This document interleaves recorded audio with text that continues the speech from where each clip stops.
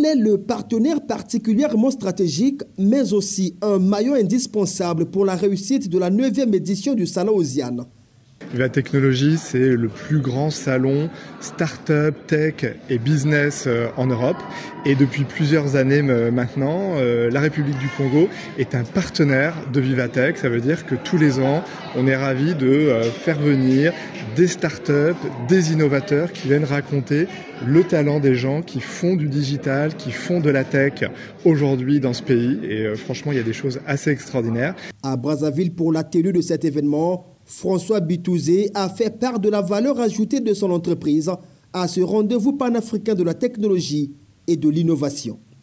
Nous, ce qu'on essaye, c'est de décupler, c'est notre travail, la promotion que l'on peut faire des meilleurs talents de votre pays, mais également de l'Afrique centrale. Il va y avoir 5 startups, 5 innovateurs qui vont être sélectionnés par un processus, par un concours qui va avoir lieu pendant l'événement et qui vont venir à Paris du 11 au 14 juin. Donc là, ils vont pouvoir rencontrer aussi plus de médias, rencontrer des investisseurs, rencontrer potentiellement des partenaires financiers.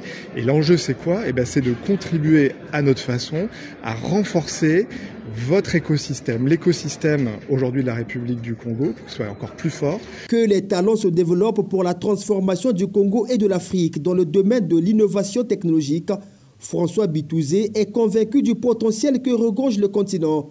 C'est tout l'intérêt de son institution qui prépare un séjour d'affaires à ceux qui vont décrocher les tickets pour Paris.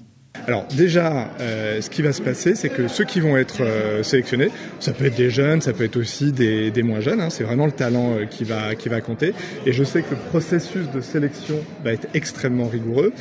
Quand ils vont venir à Viva Technology, ils vont être pris en main. Il va y avoir un stand qui est pris justement par la République du Congo, mais aussi avec l'Afrique centrale.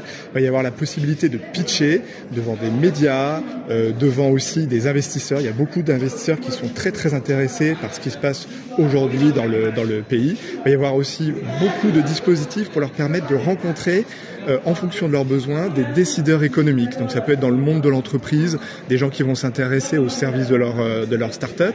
Ça peut être aussi d'autres pays qui vont se dire « Ah, voilà ce qui est en train de se passer, moi ça m'intéresse » et c'est pour ouvrir d'autres marchés. Donc du coup, rencontrer des médias qui vont découvrir leurs innovations et qui vont en parler, découvrir des investisseurs qui vont se dire tiens, ça a de la valeur, il faut qu'on mette de l'argent sur ces talents. Et troisièmement, des clients potentiels en Europe, mais dans le monde entier, pour soutenir leur activité. Et normalement, ça devrait être un bel accélérateur pour tous ces talents. Les défis de développement des startups africaines, Vivatech est consciente des difficultés que connaissent les fondateurs de ces jeunes entreprises innovantes. Des difficultés, oui, mais François Bitouzé sait bien qu'il faut plus d'engagement, de détermination, mais aussi de stratégie pour vraiment réussir dans ce domaine.